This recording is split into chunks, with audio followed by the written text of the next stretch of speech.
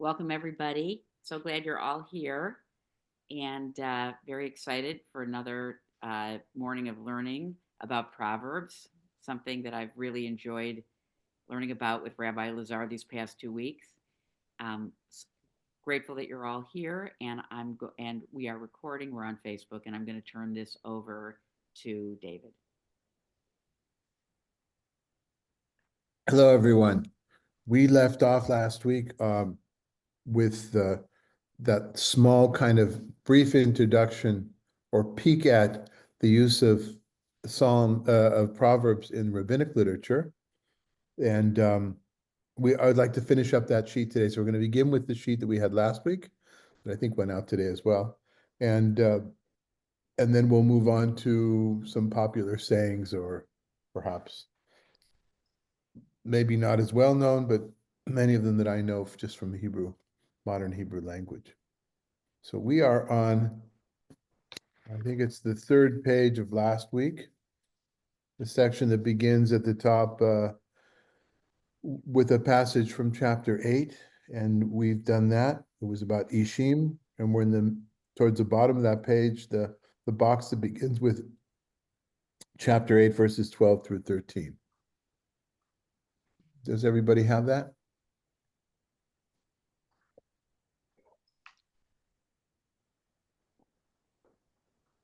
David, Yes. do you want to put it in the chat? Are you able to do that?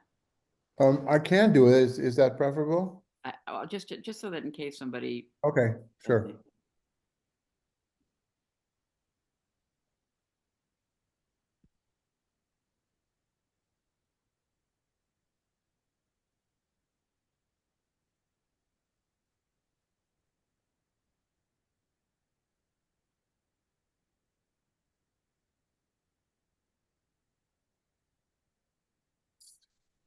Smaller. Okay, then. So can folks see that? Is that all right? I don't have a screen, so I don't know if people should somebody just say yes, and we can see it. Thanks, David. Okay. All right, then. So would somebody like to read 8, 12 to 13?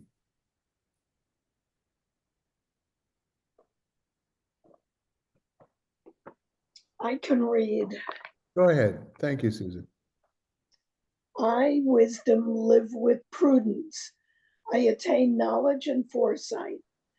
To fear the Lord is to hate evil. I hate pride, arrogance, the evil way, and duplicity in speech. Okay. So what strikes you, Susan, or others? What strikes you with this two verse quickie?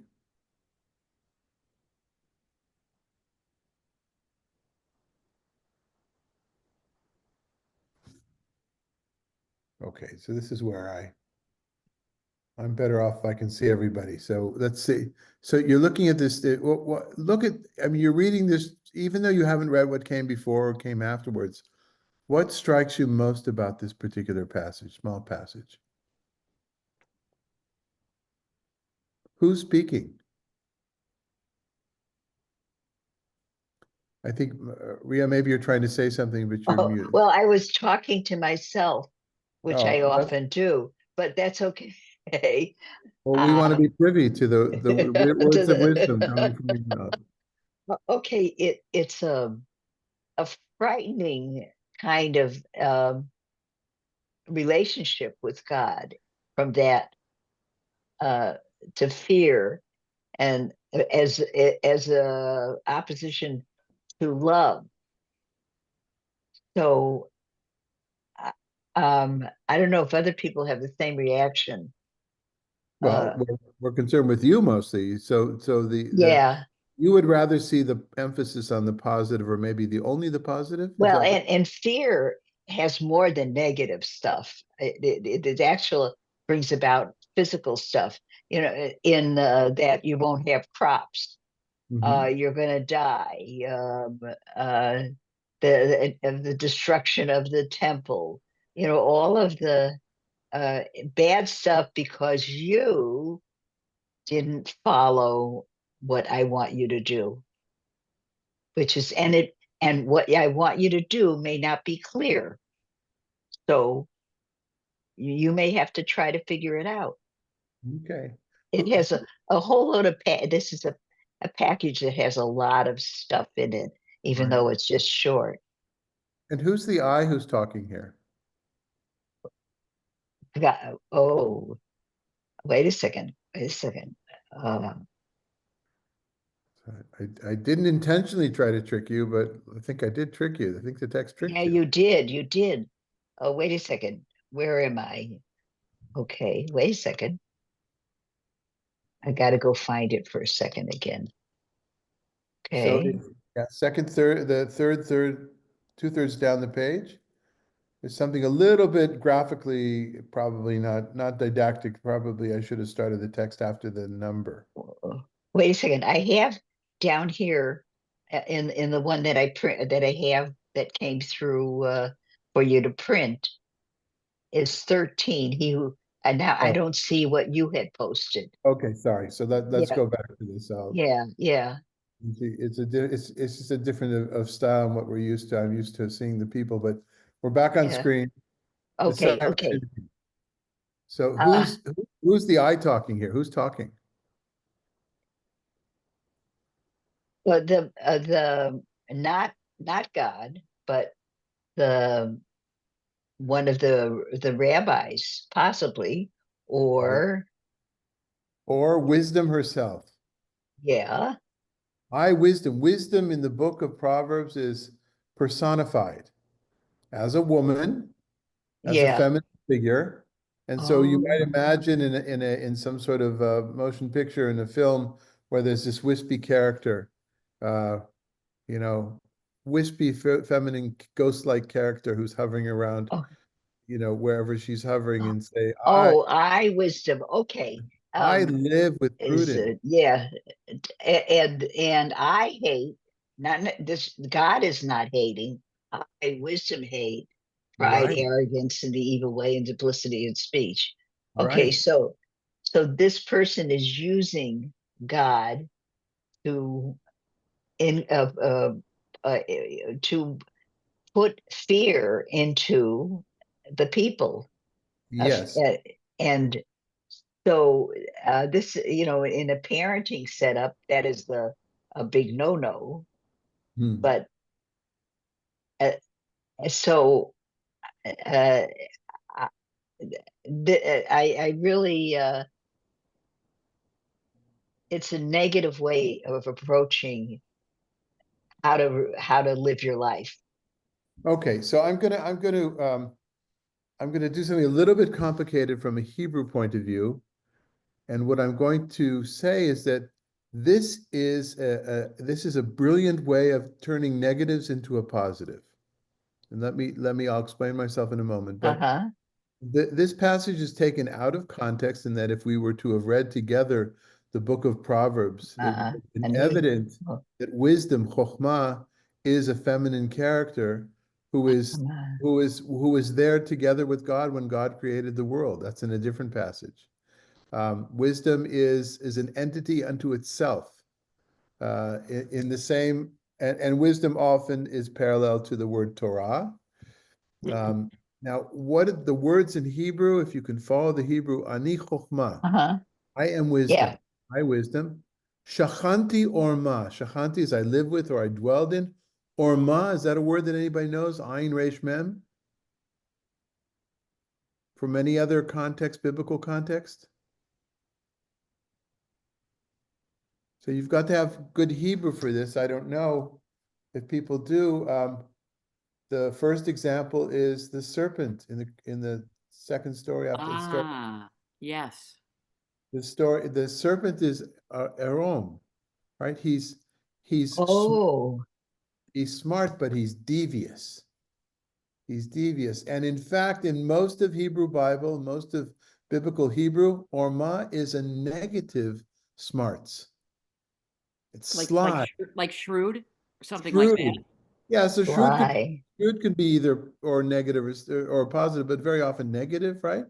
And here it's capitalized with P. It's interesting what they did. Oh, Prudence, prudence, shrewdness, um, slyness, they're all semantically connected, but here what the author has done is taken, and he's done this with Orma throughout the book of Proverbs. I didn't check every single instance, but all the ones I can remember, and it comes up a lot. It's in a positive sense. You got street smarts, you're shrewd, you're smart, you can get out of this, you know how to be. So it's taken a negative word and turned it positive. V'dat mizimot emtza in Hebrew, dat is knowledge, emtza I will find, I will attain, or I will find. Mizimot, which is translated here as foresight, is usually, a mizimah is a plot to do something evil in most cases. And then in the middle, so you've got A, B, C, the C, or this section here, Yirat Adonai. So the fear of Lord Right. is what? Is No, using, no.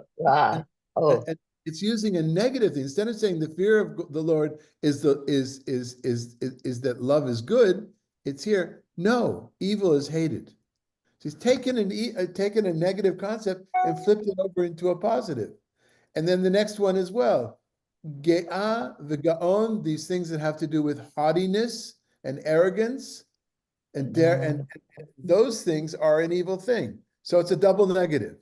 Negative terms that are we're told they're an evil way. And finally, also the duplicity in speech, ufi tapuchot, that is a mouth that says the opposites, I have hated. So I think Ria, you alighted onto exactly the challenge that many of us have with ancient texts when it comes to education. And this is a pedagogical text. This is a blueprint for people to teach their children. And you would say, yeah, go yeah. ahead. Well, you would Oh, say, if we're not supposed to do that. Don't talk about hatred, talk about love. Don't talk okay, about. so that's no, but also wisdom has what is the other character, the snake-like character, that is in a partnership with the snake-like character, Uh-huh. and so holds some of the duplicity that, so this is a relationship. Wisdom is not just out there in one-to-one and being honest about, but is using duplicity to create something that, well, I don't know, to take it, it's like a double negative. It is a double negative, I think. Any case, take this, Yeah. let's say, Asher, please share with us. What are you thinking? When is arrogance not evil? So what it's saying here, arrogance is not evil when you hate arrogance. Yes. In what context, instead of not arrogance itself, that is something which is evil. But when can you use the term arrogance in a non-evil way by saying, I hate arrogance. It's this, this is chokhmologia, right? This is, Yes. these people are the ultimate uber chokhms, as you might say. Maybe when you were growing up, you had that term. Almost as much as my mother in Yiddish. Right. So as my father would call me when I was being a smartass, an uber chochem. And so yeah, but all this though this is in the contextual meaning of the Book of Proverbs.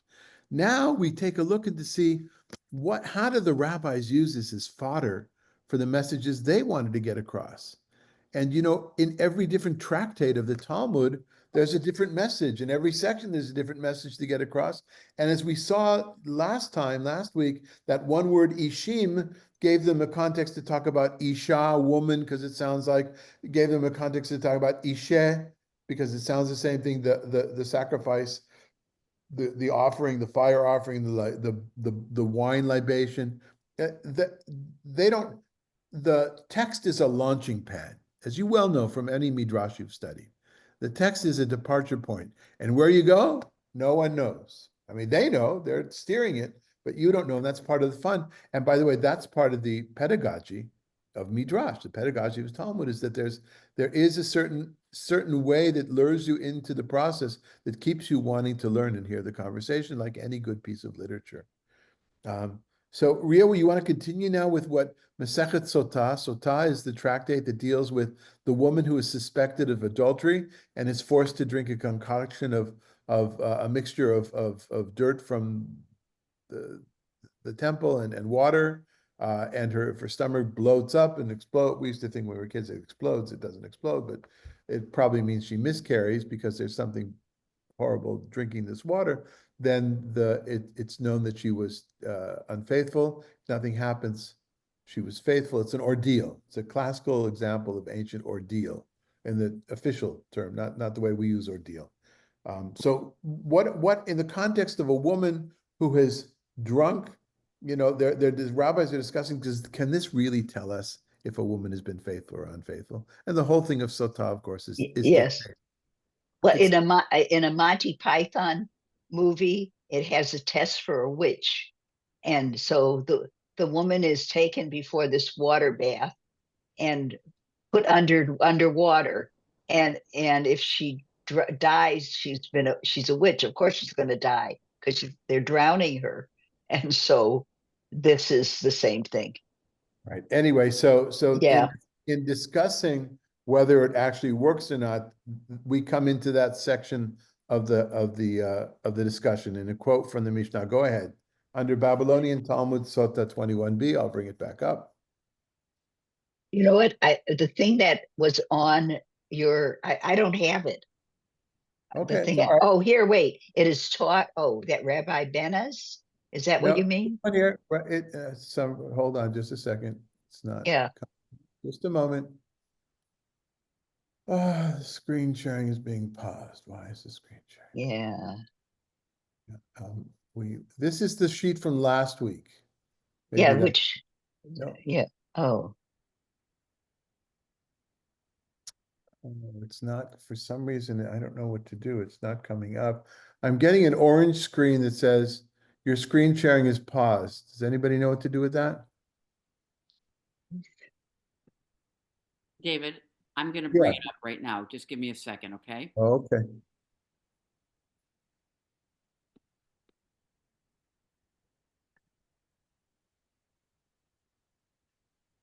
It's going to take me a minute.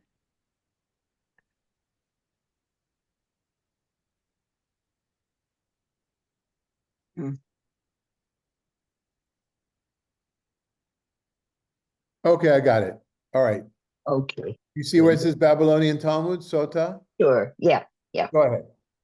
The Mishnah states, from here, Benazai states, a person is obliged to teach his daughter Torah so that if she drinks and does not die immediately, she will know that some merit of hers has delayed her punishment.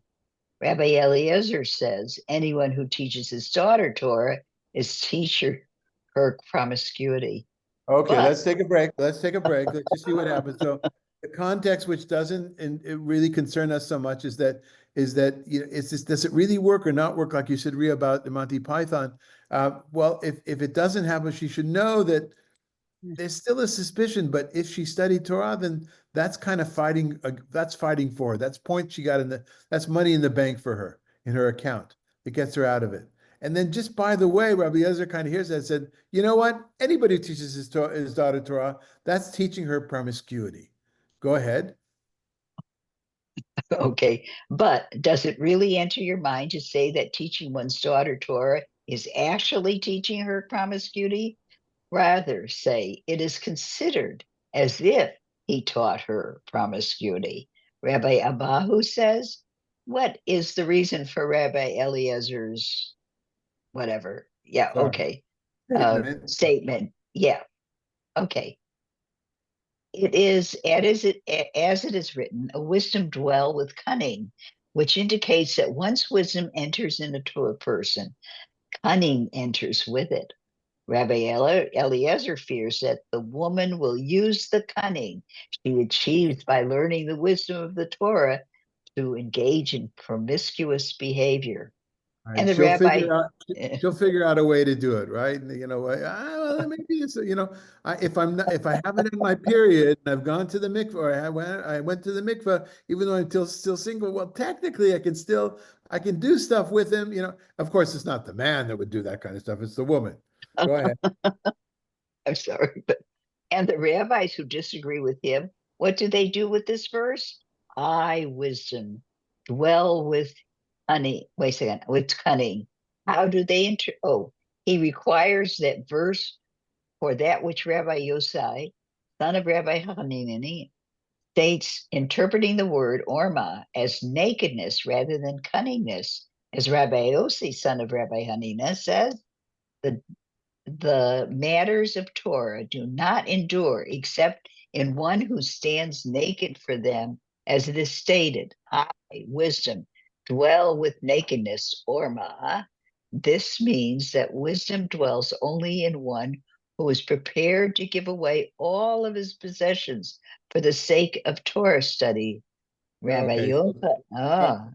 No, go ahead, finish it up, and then Okay, we'll. Rabbi Yochanan says that the matters of Torah do not endure except in one who considers himself as one who does not exist, as it is stated, but wisdom, it can be found in nothingness.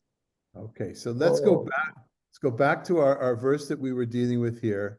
And the yeah. challenge is using the word orma, because orma can mean usually, as I said in biblical Hebrew, a negative slyness, a sneakiness. And here it's understood as prudence in the simple meaning, in the contextual meaning here. So in light of this issue about what somebody happens to say about teaching women Torah, Rabbi Lazar says you can't do that. She'll just teach her. She'll just teach. You'll just teach them to be promiscuous, and said, well, not exactly promiscuous, but on the way to being. And then they start. This is a later generation dissecting. Well, what's Rabbi Eliezer's proof text? And then he brings the text that we had here. I, wisdom, dwell with cunning. See, he says cunning, orma. Now he's talking in Hebrew and Aramaic. He says orma. And as you know, orma indicates that something evil is about to happen. As is explained here, Rabbi Eliezer fears that a woman will use the cunning to get away with promiscuous behavior. Okay. But if that's Rabbi Eliezer's view, that means the other sages have a different view. They say it's not. You do teach a woman. The Mishnah says you do teach your daughter Torah. And so if they disagree with him, I'm over here now. I, wisdom, what does he do with that verse? In other words, every verse has to be taken for something, used for something. And he goes in entirely different direction, because orma, erom also means nakedness. That's the play on words in that story about Adam and Eve realizing that they were naked only after they ate from the fruit. And the key word in that story is ayin resh mem. And so he takes it in a totally different direction to say that if you want it, you can really only be a Torah scholar if you relinquish your desire for material goods, for material any materialism, almost a monastic kind of a vow here of asceticism, right? No property whatsoever. And then Rabbi Yochanan comes and he gives it even more, and he kind of purposely, I think, intentionally misreads the verse in Job, which can be read as, but wisdom, it can be found in nothing. Me'ain, or mi'ain, it says, but mi'ain can also mean from when. And it could probably a question, where can you find wisdom? But that's neither here nor there. I think we get the idea that orma can be, in most of biblical literature, is a negative connotation. Here it's used in the simple meaning text as a positive thing. And it can also mean the word nakedness, which takes us to an entirely different direction. I think what I want to show here, what I wanted to show basically was, where do the rabbis, in their project of character improvement, right? Because this really isn't about halacha as much as this is about agadah. This is about how we live our lives. Although you could say it's halacha whether you teach your daughter Torah or not. They have multiple things they'd like to say, and the Book of Proverbs gives them easy place to hang them on one hand. On the other hand, we don't have all that many, relatively less biblical or rabbinic midrashim on verses from Mishlei, probably because it wasn't read publicly, and that's the point I wanted to make last week. So any comments or questions just before we do the last bit of Midrash from? Yeah, Rabbi, I have a question. Sure. You're talking about in the beginning of that passage about you needed wisdom and knowledge, but Adam gets into trouble from eating from the tree of knowledge, and it seems to be this knowledge is kind of like a double-edged sword. Right. If you take the Hebrew Bible as a whole, yes, Right. there are competing messages, but you know that already, I'm sure, James, right? Yeah. And so, go ahead. But so I just feel like there's a conundrum here with when you have knowledge, what is the knowledge that you really possess, and I guess it's the way you use your knowledge, Yeah, is that what it comes down to? I think so. But in the end, the Adam and Eve story is our mythology to teach Right. us about how certain things came into being in this world. Wisdom literature here is about how we deal with life today, not in the distant past, but how do we deal with life today? And the whole point of Proverbs is to raise various issues exactly in the field that you're wandering around in right now. When is wisdom good? When is it bad? There was a little bit here in the Talmud about how wisdom could be bad, knowledge could be bad for a woman. And there's other sections like that as well, because it was a man's world. There's a little bit of misogyny. There's certainly sexism. But by and large, we're talking about how does one live one's life today? Yes, Asher. How does the phrase Chachma Uvina tie into all of this? Yeah. So maybe you know Chokhmah Ubina from Chabad, where their motto is Chokhmah Bina Vedat. That is what Chabad means. It's an acronym. And the differentiation between Chokhmah and Bina and Dat, for instance, in Chabad Hasidism, which I'm not an expert in at all, I don't know all that much about it, but in Kabbalistic terms, there's different kinds of knowledge. Ich weiß nicht, right? I don't have actually no knowledge whatsoever. I think you've had other lecturers over the past few years that have taught some Kabbalah. That would be a question for them. In my world of biblical literature, they're synonyms, right? They're really, we would use it today. Bina, understanding, chokhmah, maybe knowledge is one. Is what do we do? Bina is how do you process that knowledge? But I think in most cases, in the Book of Proverbs, there's so much parallelism with multiple synonyms that I would say sometimes it's to be poetic and not to be exact as a science. That's probably the best I can do, Asher. Anybody else? Okay. So, James, you want to read the next section, 6 to 11? I'll put it back up on screen. Okay.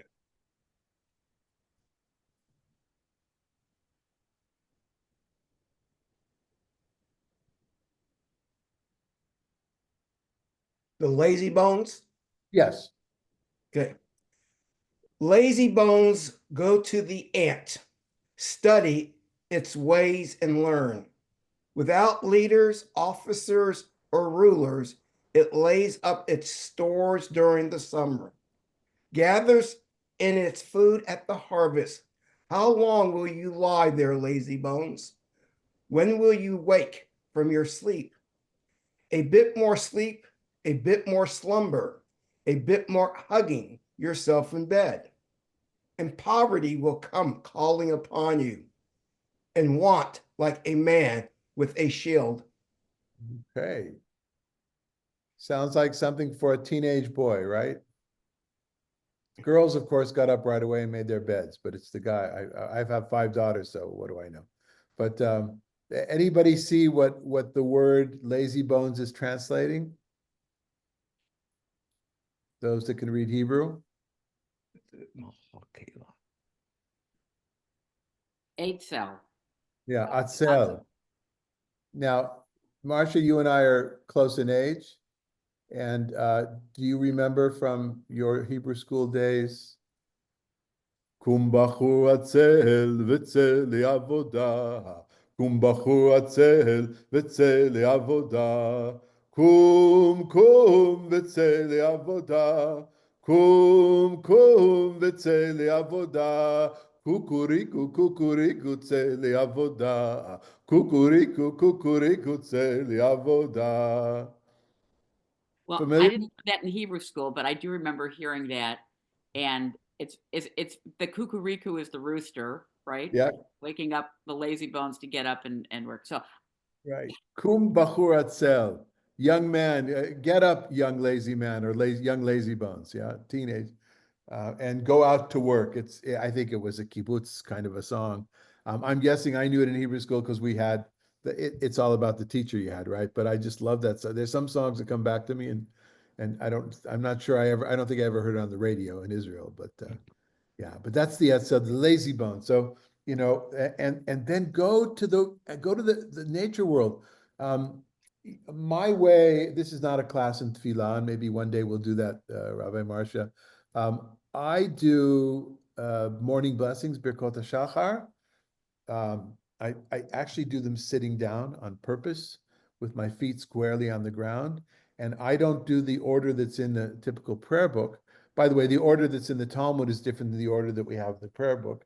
And there's interesting logic behind the order of those blessings, but I like to start from the ground up and then work my way up my body and use my body and the blessings and reflect about life. And when I get to my ears, that's when I say, Baruch atah Adonai Eloheinu melech haolam, asher natan lesechvi vina lahavchin ben yom uvein laila. We give praise, we give thanks to Adonai, ruler of the infinite, who has given the understanding to the rooster to know the difference between night and day.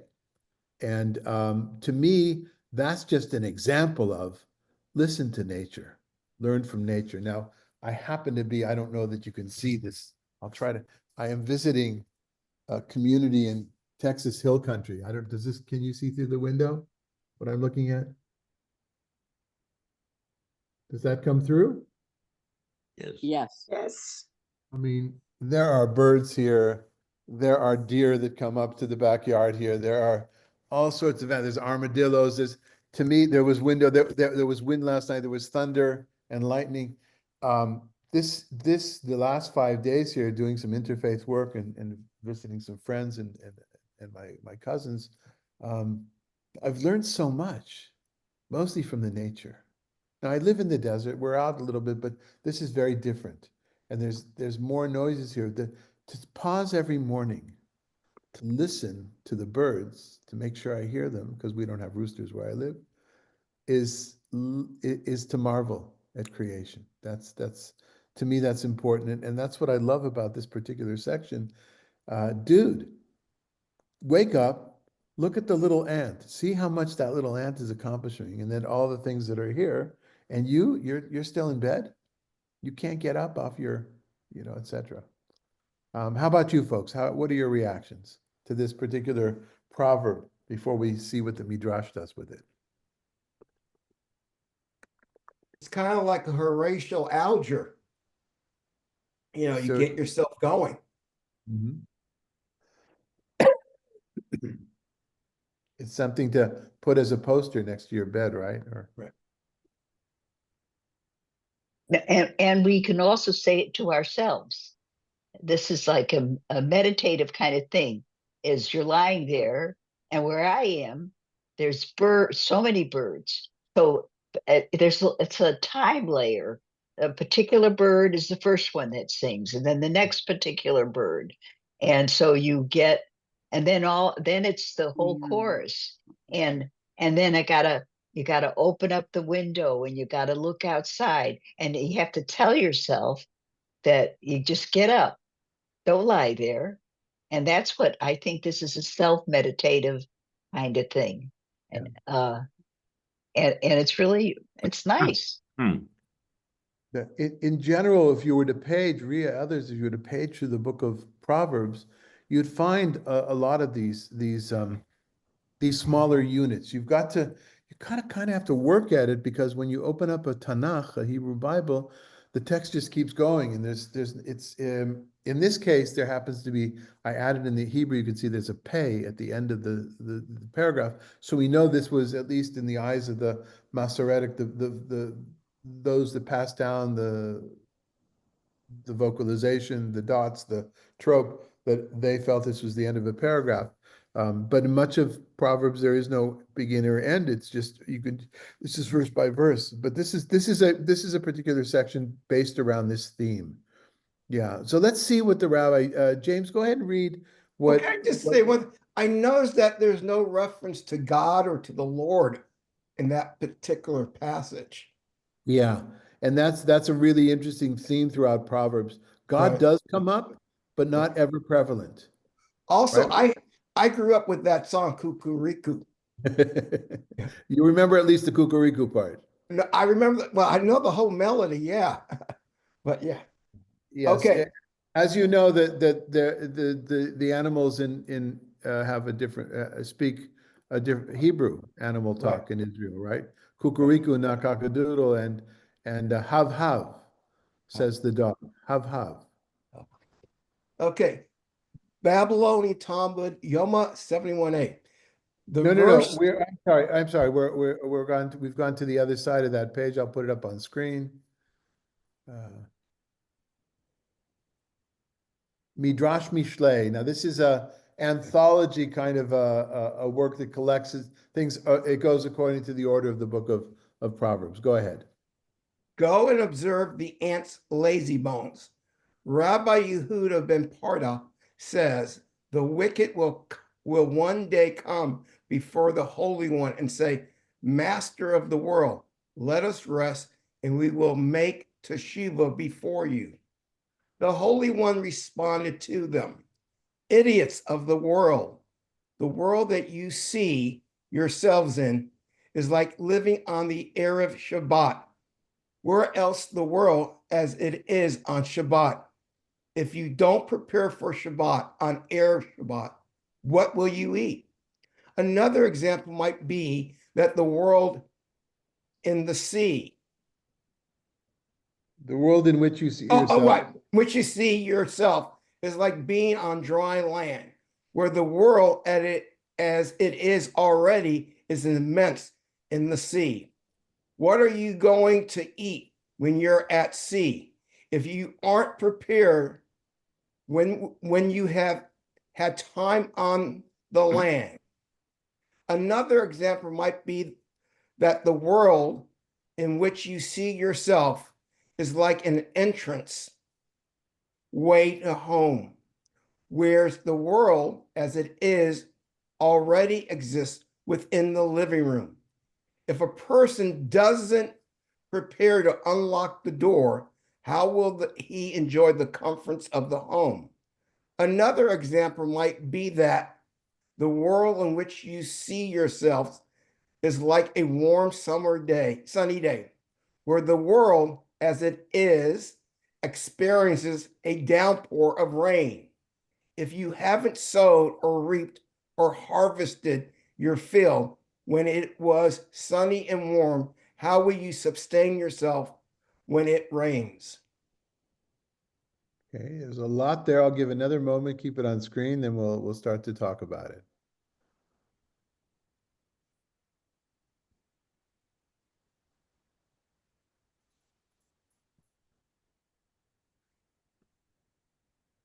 Okay.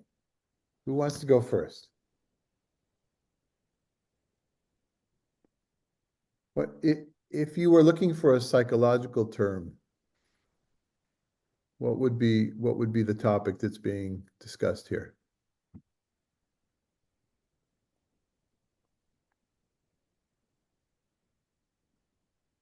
The word that comes to my mind is denial.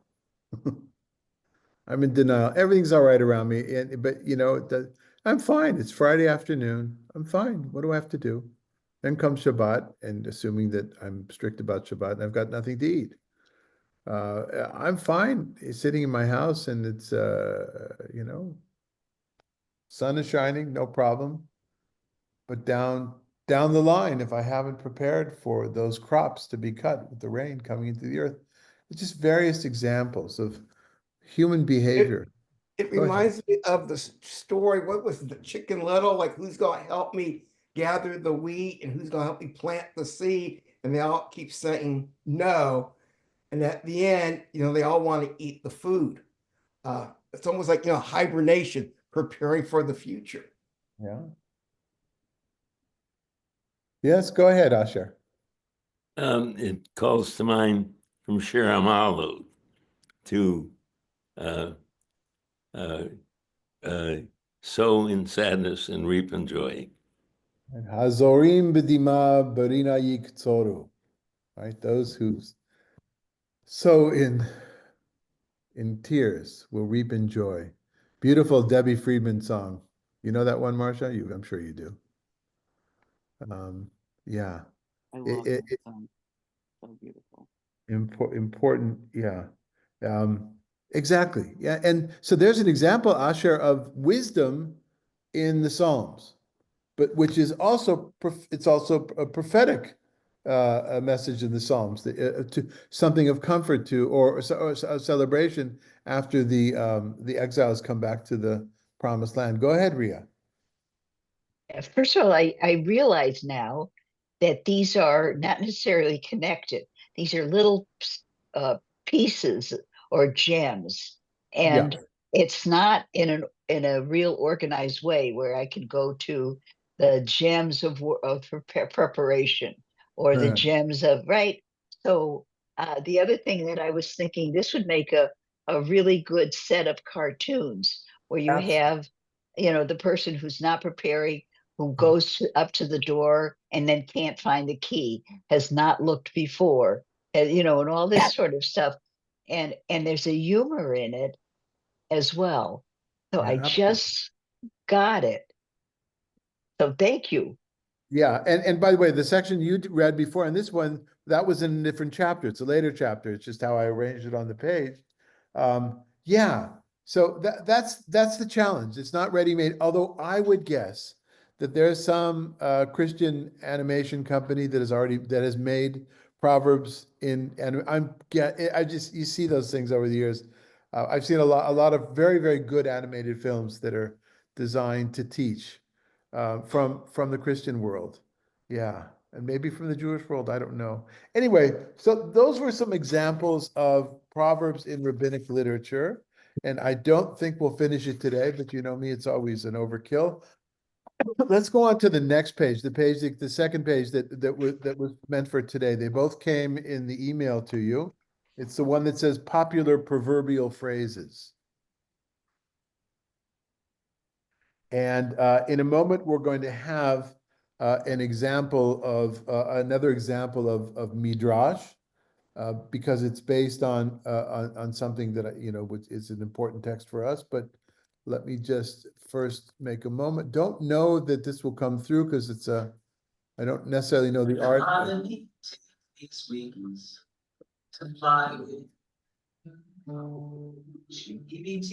these roots, you will grow. I can do this better. This is my promise. This is my blessing. You are the promise, Felicia. You are the blessing.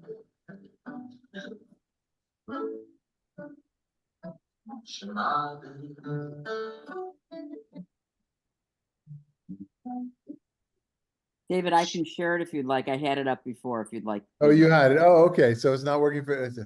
Anyway, Craig Talman's a dear friend of mine since we were kids, and yeah, it doesn't seem to. This world. Mine doesn't seem to. I see. You want me to share this? Oh, I can do this. Hang on a second. Yeah, if it comes across, if I don't know if people hear the music, it's a little bit. Hang on, I'm gonna do. Adelina knows how to do it, but it's basically a Craig Talman song. I would imagine many people know his music if they don't know him personally. We go way back, and actually, he's given me permission to use his music online. We've been called on it once or twice on Facebook, but it's not all that important. So there you go. It's really so for people to oh yeah, it comes great.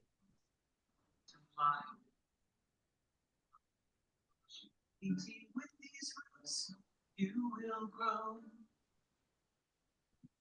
This is my promise. This is my blessing. You are the promise, Alicia.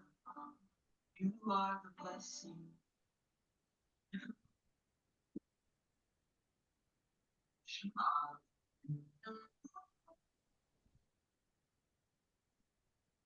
Okay. I think we can go back to the text now. Thanks, Marcia.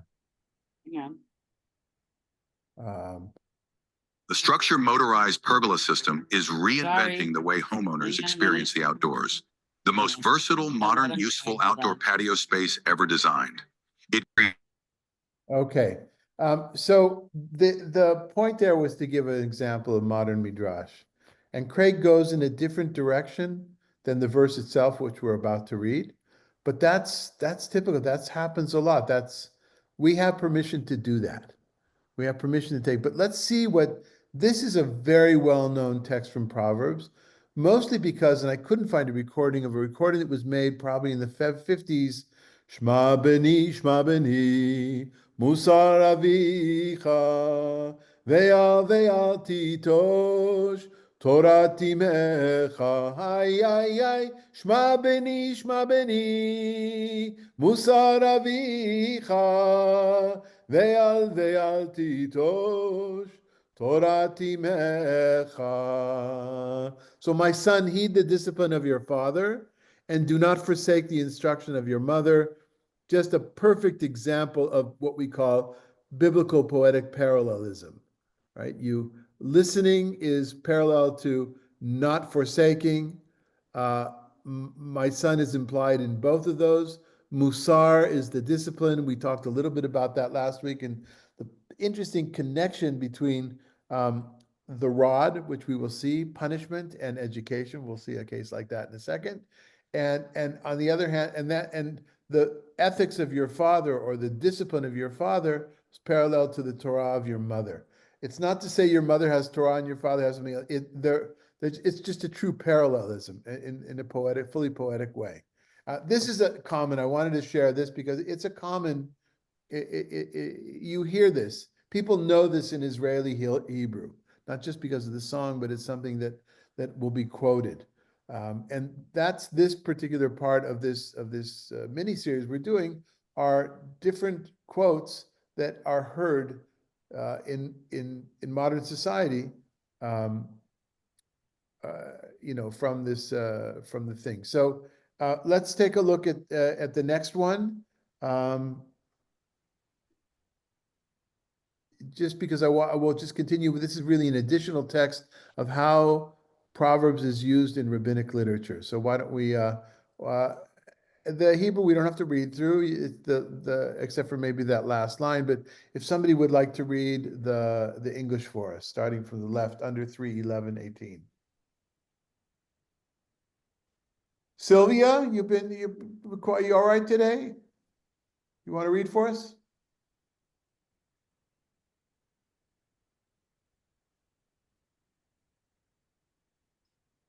I can. Okay, Jana, go ahead. Go ahead. Okay.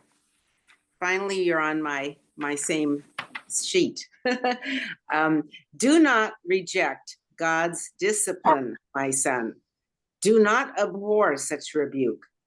For whom God loves, God rebukes. As a father, the son whom he favors. Happy is the one who finds wisdom, the one who attains understanding. Her value in trade is better than silver, her yield greater than gold. I don't understand that. Why did it change? No, go across to go to the other side. She is more precious. She is more precious than rubies. All of your goods cannot equal her. In her right hand is length of days, in her left, riches and honor. Her ways are pleasant ways, and all her paths peaceful. She is a tree of life to those who grasp her, and whoever holds on to her is happy. Okay, can we have the full screen now, without the text? All right. So what were you asking about, Donna, in the middle of the text? Well, I just thought the first side was supposed to be to my son, to a male, and then it said her value in trade is better than silver before. So I thought, was that like why? The one who gave understanding is the end of a sentence, and then suddenly to change to a female, was it now he's changing to a daughter? I just Great. So great question. And that's part of the challenge of reading text in translation. Because had we been reading in Hebrew, it would have said, Ashrei Adam matzah chokhmah. Happy is the one who found chokhmah is a feminine noun, meaning wisdom. Va'adam yafik tvuna, and a man or a person who has understood, who has attained understanding. The word tvuna is a feminine noun. So both of those are heard. Kitov sacha, and therefore her, that is either, in this case, it's probably chokhmah. Chokhmah is the main noun of this entire book. Wisdom is a she. Wisdom is personified, as we talked about in the first one, in the first psalm that we did today. So wisdom, she's better than silver. She's better than gold. She's more precious than rubies. And then we see at the end, she is a tree of life to those who grasp her. Does that sound familiar to anybody? Torah. That's Torah. Right? Eitz Chaim hi lamachazikim b'avato omche ameushar o Eitz Chaim hi, in any number of arrangements, right? That's Torah. So Torah and wisdom are and understanding, Tuna, they're interchangeable by and large in this book of Proverbs. And so Torah here is not the 5 books of Moses. It's not 613 commandments. It's not the book, the Sefer Torah, right? Torah is this concept of knowledge, of Jewish knowledge, instruction, literally instruction. Yeah. And so that's how, and that moving in and out of the gender thing is very challenging when we're not in the Hebrew. Well, yes, because I thought that we were talking about the sons being, right. Value is better than silver, but the referent was wisdom and understanding, not the son.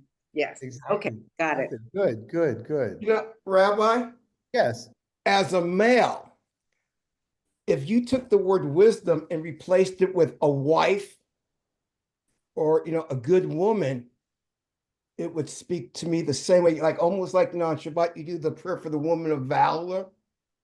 It seems a little bit like that there's this interconnection between women and knowledge and a good life. And guess why I brought this particular passage, James, right? Because it does echo, she's more precious than rubies. Who else is more precious than rubies? Yeah. The woman of valor that you sing about Friday nights, which we're going to do next week. So this was kind of a segue into that, even though it's not the last one we're doing. There'll be another segue.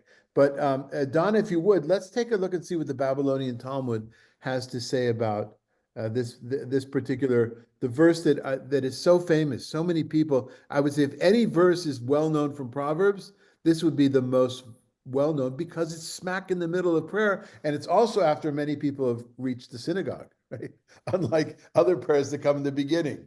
Go ahead. It comes in the middle of at the end of the Torah service. Go ahead, please. Okay, thank you.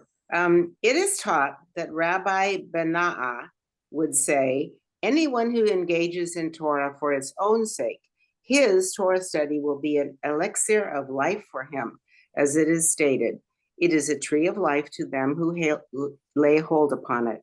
Proverbs 3:18. And it says, it shall be health to your navel.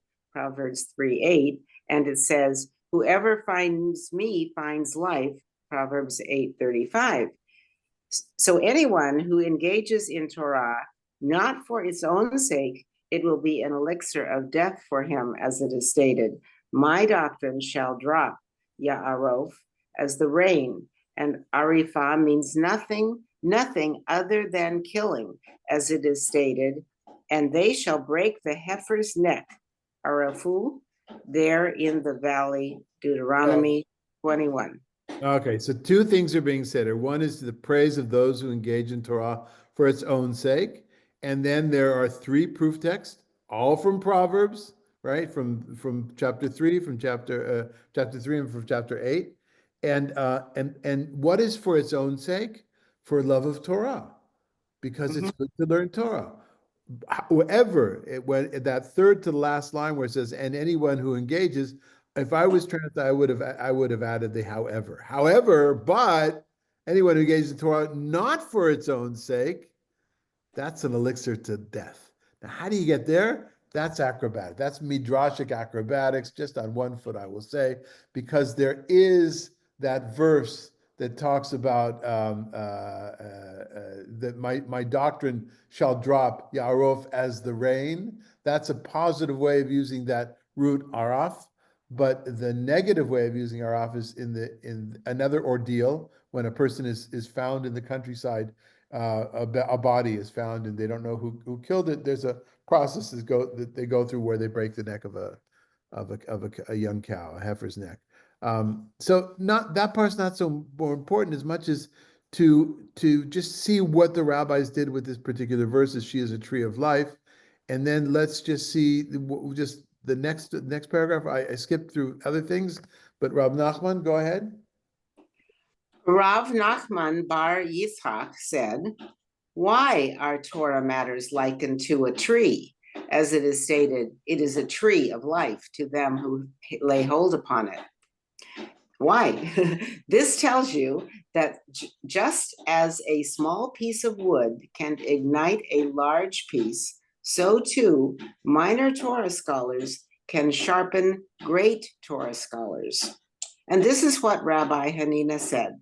I have learned much from my teachers and even more from my friends, but from my students, I have learned more than from all of them. Okay, if we could have the whole screen, Marcia.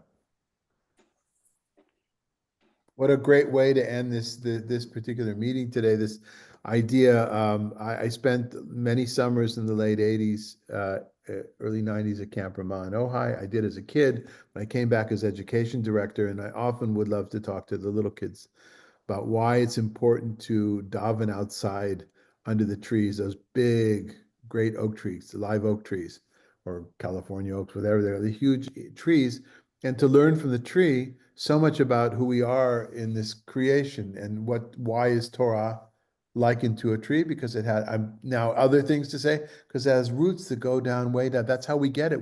It's a tradition being passed on from long ago, and yet it's going upwards, continually growing. The Torah is always growing in different directions. The Torah needs the sunlight in order to survive, needs the air to survive. And it's an exchange with the people themselves. There are we breathe their air. There's this ongoing interrelationship between humanity and the trees of the world, and so much more that could be said, right? The shade it gives. And this piece, I brought this one because this is actually a less known. A little piece of wood can light a larger piece of wood, and therefore the little scholars are just as important. And who knows what was going on in the community, in the rabbinic community, when this was said, right? In the synagogue, if it was. So this has been great, and more than I have learned from my teachers and my friends, I have learned from all of you with each and every question. I really appreciate that. Next week we'll continue. So save these sheets. We'll send them out again, but save this one. We'll start with this one, and we'll start where it says 325, and then we'll move on from this to Eshet Chayil, and we'll see how far we get. Okay? That'll be great. And everybody, thank you for this wonderful learning session. David, this was just a beautiful Beit Midrash that we had today. And I hope we can do a lot more of this. Really special. So Okay, folks. Have a good week.